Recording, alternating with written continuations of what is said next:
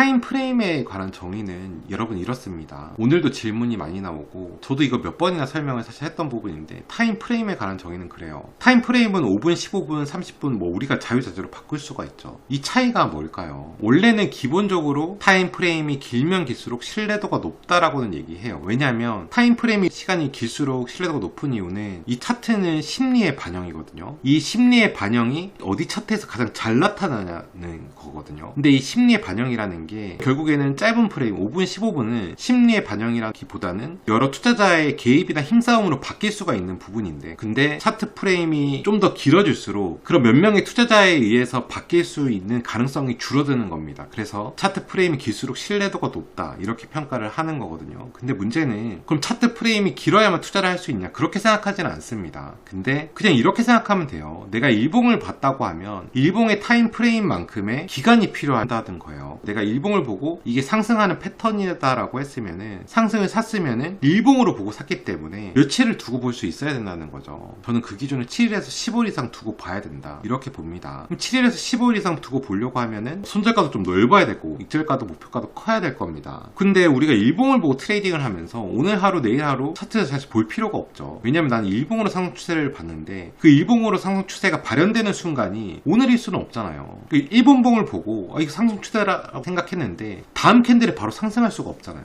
그렇게 생각하는 건 똑같은 거거든요. 근데 이걸 만약 1시간으로 본다, 그럼 전혀 타임 프레임이 달라지죠. 1시간으로 보면은 똑같이 7개의 캔들, 15개의 캔들 기준으로 본다고 하면은 1시간으로 보면은 7시간에서 15시간 안에 결과가 나올 정도의 매매를 하는 게 맞아요. 그럼 당연히 일봉으로 보는 것보다 손절가나 목표가가 짧아지겠죠. 그렇게 타임 프레임을 응용하는 겁니다. 모든 타임 프레임이 상승 추세를 보여주거나 하락 추세를 보여줄 수가 없어요. 정말 시간의 모든 프레임의 상승 추세를 보여주는 구간이 나올 수도 있지만, 사실 그런 구간은 사실 비트코인 차트로 보면 1년에 한두 번, 두세 번밖에 안 나옵니다. 그럼 결국은 우리는 어떤 타임 프레임을 선택해서 매매를 해야 되는데, 사람들은 타임 프레임을 통해서 종합적인 결론을 얻으려고 많이 노력하거든요. 그러니까 1시간, 4시간 일봉을 판단하고 종합적으로 봤을 때 상승이다, 이게 트레이딩이 아니라 1시간 봉을 보고 판단해서 짧은 프레임으로 투자할 수 있고, 일봉으로 보고 긴 프레임으로 판단해서 길게 투자할 수도 있는 게 타임 프레임이에요. 그게 객관적인 판단이 되는 겁니다.